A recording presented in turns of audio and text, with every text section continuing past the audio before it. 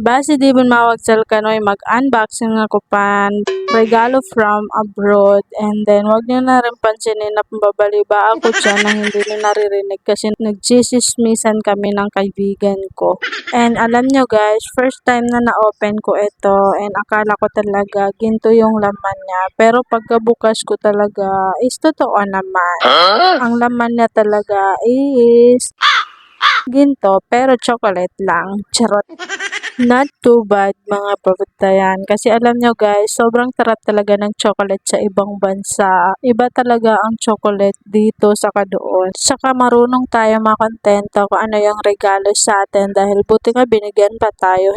Hindi naman tayo kamag-anak or what.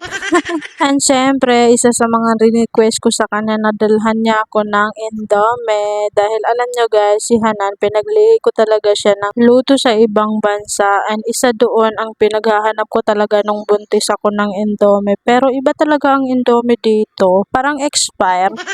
By the way guys, binilihan din nga niya ako ng Doritos. Alam nyo guys, nung nasa abroad ako, napupuno ako ng Doritos sa loob ng kwarto ko. At syempre, paborito ng mga Arabo tuwing Ramadan, ganito, tamar.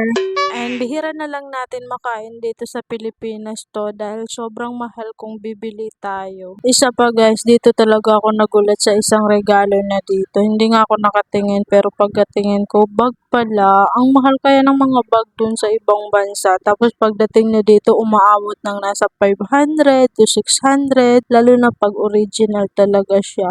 And meron palang laman na perfume. And ang bango ng perfume na yan guys. Nag-unboxing ako guys, hindi para iyabang sa inyo na may nagbigay sa akin, kundi magpasalamat tayo guys at makontento kung ano yung ibibigay sa atin. Minsan kasi may mga nabibigyan tayo na hindi talaga sila nakukontento.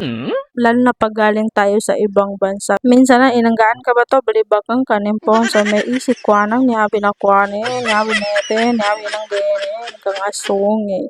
Kung ako lang talaga magre-regalo tapos libakan ako, ay nako, kunin ko talaga yung binigay ko.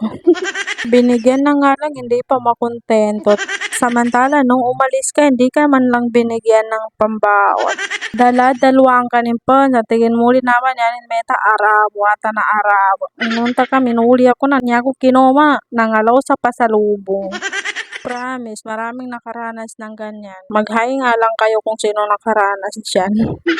Para naman malaman natin. Then, hayaan nyo na yung kapitbahay nyo na maglibak-libak sa inyo. And after ko nga pala makita lahat, binalik ko na rin. Kasi siyempre, kailangan na beauty tayo. And hindi ko nga namalaya na naubos ko nga yan. Robot ba yung pangalan yan? Charot.